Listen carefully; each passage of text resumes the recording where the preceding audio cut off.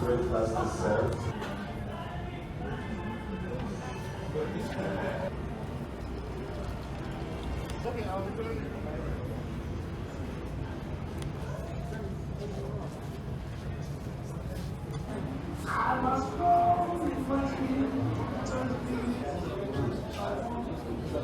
It's important that this thing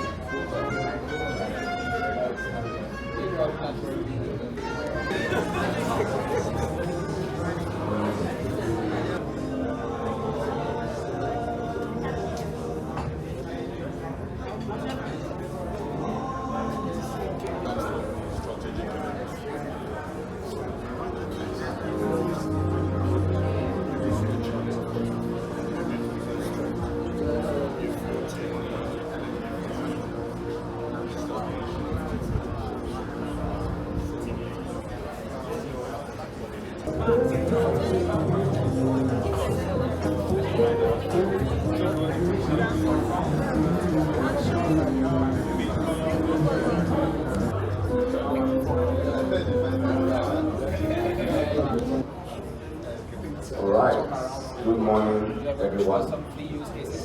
In this room today. Okay, beautiful. Now, to formally open the session this morning, it's my honor and privilege to invite Ladi Asuni, a partner and head tech platforms at KPMG West Africa. Is going to be delivering the introduction and a welcome address. I just want to introduce Ladi briefly before he comes up. Ladi brings deep experience in advising organizations on navigating complexity, transformation, and value creation. And truthfully, there couldn't be a better way to set the tone for today than to invite Ladi. Please, ladies and gentlemen, please join me in welcoming Ladi Asuni to take the stage. Thank you, Maiwa. Good morning, my colleagues, clients, our partners, Chartered Institute of Procurement and Supply. We wouldn't have been able to do this without you, so we really appreciate the support. Today we are here to talk about, procurement, navigating the challenges of an evolving space. We've all, been listening or watching the news in recent times.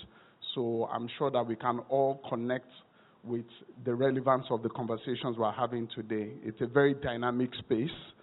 For those of us in the oil and gas sector, what's happening in the Middle East right now is not something that we can wave. I think the world has gone past where, you can be in your own little corner somewhere in Africa thinking that whatever is happening somewhere else doesn't affect us.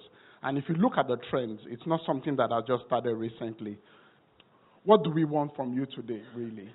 Is we want your undivided attention. I think Maiwa has done a good job of setting the expectations. And we want your participation. We believe that you have a lot of insight. So this is not KPMG or CIPS coming to lecture. It's all of us, just coming around to share ideas, rub minds together, and say, how can we really take this, our profession, forward? How do we reinforce that strategic relevance of procurement in the conversations beyond budgeting conversations? How do we really institute procurement as the strategic business partners for the businesses we support? So that's really what it is.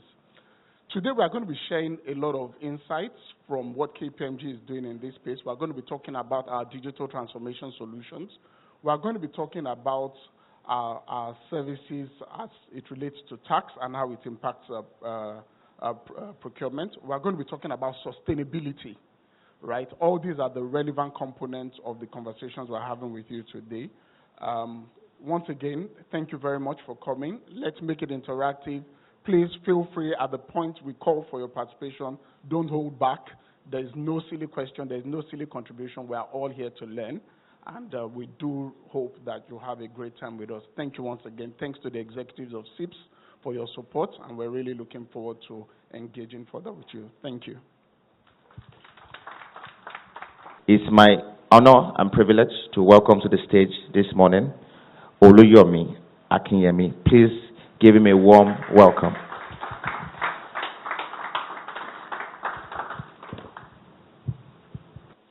The world of business as we know it has changed quite dramatically. Supply chain functions are a lot more complex. Markets are volatile. In the last 1 month, supply chain market has changed quite dramatically. We have also seen the infusion of technology disrupting business the way we know it today. What it behoves on the procurement function is that we are no longer seen, or we should no longer be seen as the traditional transactional-based function that is only responsive when things are required within the organization. Procurement should be seen at the intersect of risk, of strategy, of value creation, of innovation. And that's what this conversation this morning is going to be about. How do we see ourselves on the cusp of procurement transformation in such a way that it delivers value to the organization on an overall basis? So join me this morning as I bring to the stage Mr. Chukwudi Uche.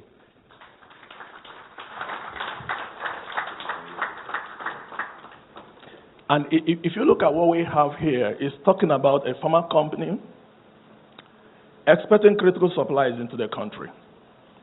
This is what they have been doing year in, year out. Now, so many of us here would have heard about the Biodogu use and would have worked with it. And it happened that they had a shipment arriving in the midst of all those crises. And just to process pie alone was a challenge because the downturn was just going up and down, and with the delays, the shipment arrived. Before you know it, they were losing all the free days, reefer containers. And on top of that, the customs, that's the financing customs scheme thing happened in terms of implementation, which had to do with 4% of FOB cost. And meanwhile, this is a shipment that has come with zero duty, zero VAT because of what they're doing. But now, the data you're seeing here is actual.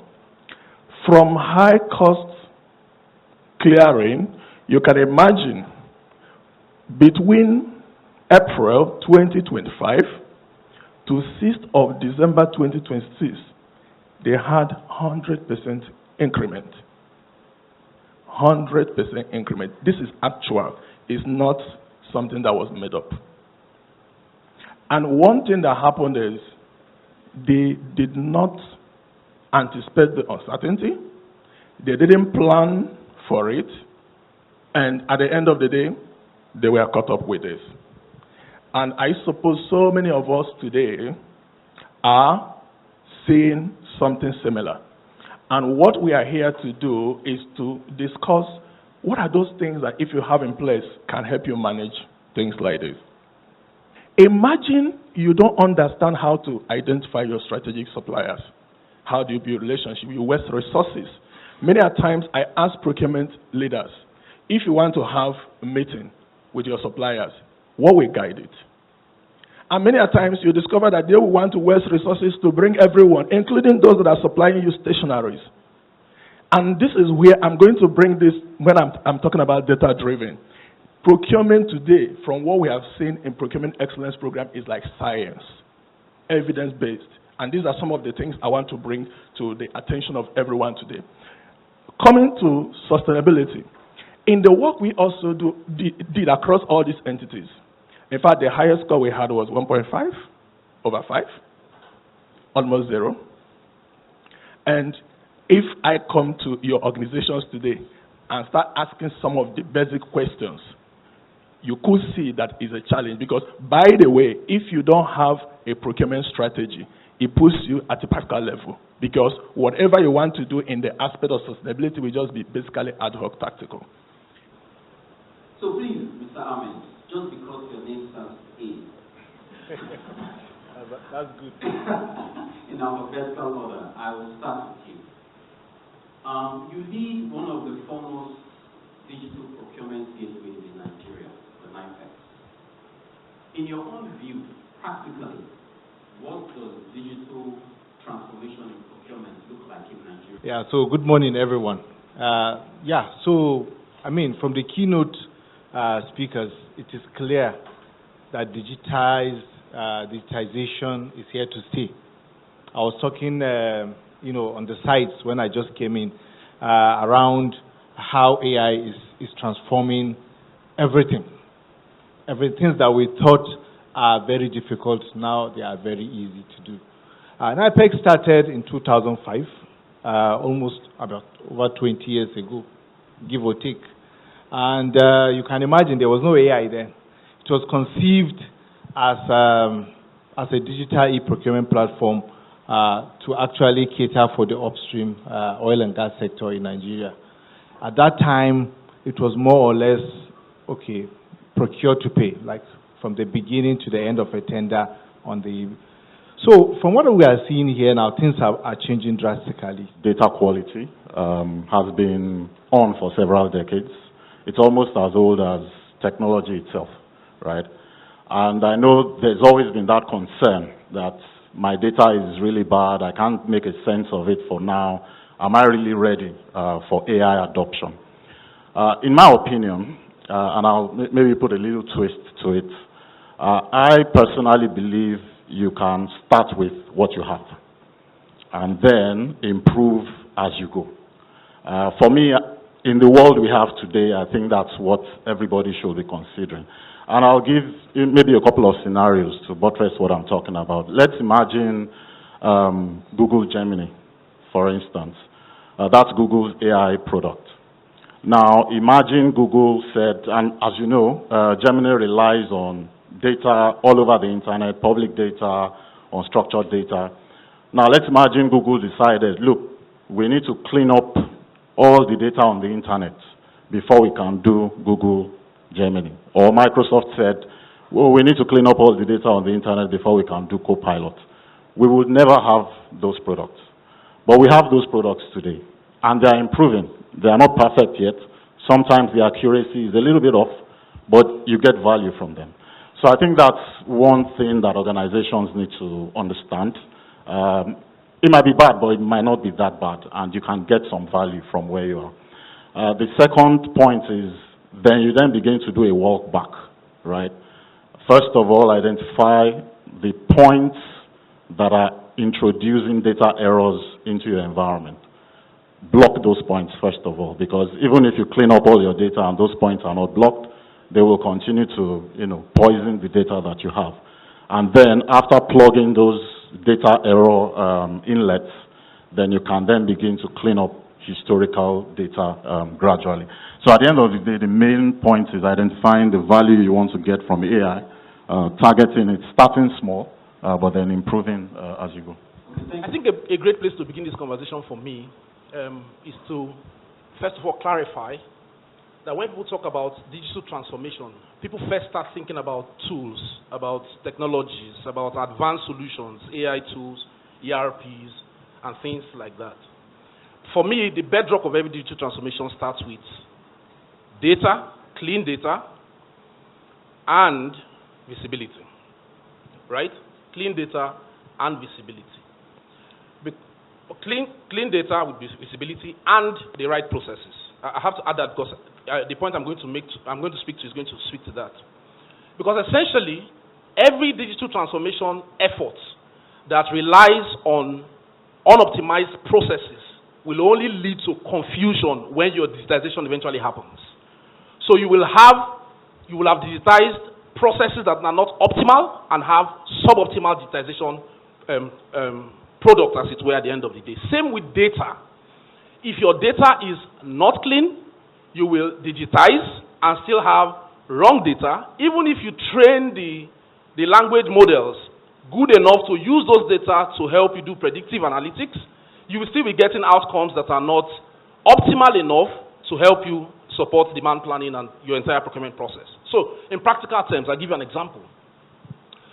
We're currently implementing a tool, an AI machine learning tool. We call it Procure AI. And that's an attempt to move our current processes from what they are, semi-automated, to fully autonomous digitized systems. We want to do away with sending emails to some suppliers, do away with receiving requisitions from businesses manually, entirely end-to-end from demand planning up until, supplier relationship management, post-contract. UAC brought in a lot of enhancements. Let me put it that way. So they brought in a lot of support to make the system even more robust, especially on the governance side of it. I mean, for people who are very, very in tune with the UAC system, they are very big on governance. And when the acquisition happened, it was more around the governance and how we were able to make sure that whatever systems we had in place were more robust and better enhanced. For example, the ERP system, because of the size of the company that we run, do we need to maintain or change to make it more robust in terms of AI and how we can incorporate this AI into the system? And yes, in terms of the ethics of AI, so that nobody loses their jobs, how we can incorporate that. And UAC also is very big on social procurement, localization of things, ESG. And we've talked a lot about ESG here, and which is something that is in the forefront of our system now. UAC is trying to see how they can bring in a more socially responsible procurement system where we are supporting the local farmers to actually produce what we use, the inputs we use into our system. Now, Chivita Hollandia runs a very import-based system, concentration of concentrates, dairy products, and all that. So UAC system, in fact, we have used technology to find, to Harrison's point on the agentic AI, your demand and what you actually buy, how you buy it, where you buy it from supply, and what happens in the system. That system is now in place to actually help us go further in our sourcing practice and make us even more social responsible and more Nigeria-centric and more grounded. Thank you very much. Okay, good morning, everyone. I hope we're excited to be here. So welcome to this session, and in this session I'm going to be taking you through e-invoicing from a procurement lens. Now before I begin, how many of us have heard about the e-invoicing mandate in Nigeria? We're very few. Okay, how many of us have started implementing e-invoicing within our organizations? No one, okay. I will give an overview of what e-invoicing is and how the NRS intends on implementing e-invoicing before we move on to the impact within the procurement team. Now, it's very important for us to understand this e-invoicing because it's a game changer, right? It's really going to impact our processes end to end. So what is e-invoicing? It is the electronic exchange of invoices between parties in a digitally structured format. So what the NRS intends to do is we are moving away from you having to generate your invoices on your e-invoicing system, save it as PDF, and then send via email. So we're moving away from that system to having to send your invoices directly from your invoicing system and your customers having to obtain it on their e-invoicing system. So that's what e-invoicing is in a nutshell. Now, it's very important to note that this e-invoicing, as much as we are looking at it from a tax perspective, it's not just the tax or the NRS that is interested in this or is driving this. We have other government agencies such as the CBN, we have the customs, we have NIBS, we have CAC, we have all these government agencies keyed into this e-invoicing. And so that's the reason why it's not just something that is a tax thing, right? So every department has to key into this. In a few minutes, I would highlight some perspectives as it relates to ESG and supply chain And good enough, from the conversations we've had earlier today, the point has been pronounced that supply chain functions are evolving so much so that critical stakeholders are beginning to see or ask questions around how you are considering ESG factors in your procurement life cycle. Overarchingly, some of the questions I would hope to answer with this presentation is why sustainability really matters when it comes to supply chain. What are some of the building blocks for sustainable supply chain, and what are some of the insights you can take away from this session when it comes to supply chain? To answer the questions briefly, sustainable supply chain speaks to an organization's approach to incorporating environmental, social, and governance factors into their procurement life cycle. So beyond assessing a potential project based on the value for money analysis or cost benefits, it then takes it a little bit higher to ask questions around how does this procurement decision impact the environment? How would it impact social factors and governance factors? What systems and processes have we put in place to ensure that the processes we've incorporated into designing or entering into our contracts reflects considerations for environmental, social, and governance factors? So in essence, the conversation is saying beyond our traditional approach of assessing the technical competencies and value for money, we are beginning to give good attention to the impact of our procurement decision on sustainability factors. And there are several factors driving this. We have the regulatory pressure, we have stakeholder scrutiny, digital acceleration, which is something we've touched on significantly today. So it then means that for organizations that refuse to actually align with this trajectory, it puts them at a disadvantaged position. And further down, I will touch on some of those. But just to give a pictorial view of what this means. For a traditional supply chain, what we basically consider service level considerations, costs, cash flow, and several others. All right, thank you very much, everybody. Please let's put a round of applause for Yomi as he takes the closing remark for today. Well done, sir. Thank you. It's been a very interesting couple of hours. We hope that this will be the first of many more conversations that we will champion within the procurement space. And we think it's also important for us to have an audience like this, a session like this, where we can rub minds, where we can share leading practices, where we can learn from each other. So thank you for coming. Thank you for your time. Thank you, thank you, thank you. And as you step out, while it's a breakfast meeting, we've also made arrangements for you to have takeaway packs as lunch. And then if you spend a few more hours, we might as well just come with dinner as well. So thank you for coming. Thank you, thank you. Thank you very much, Yomi, and thank you, everybody. I hope it has been an insightful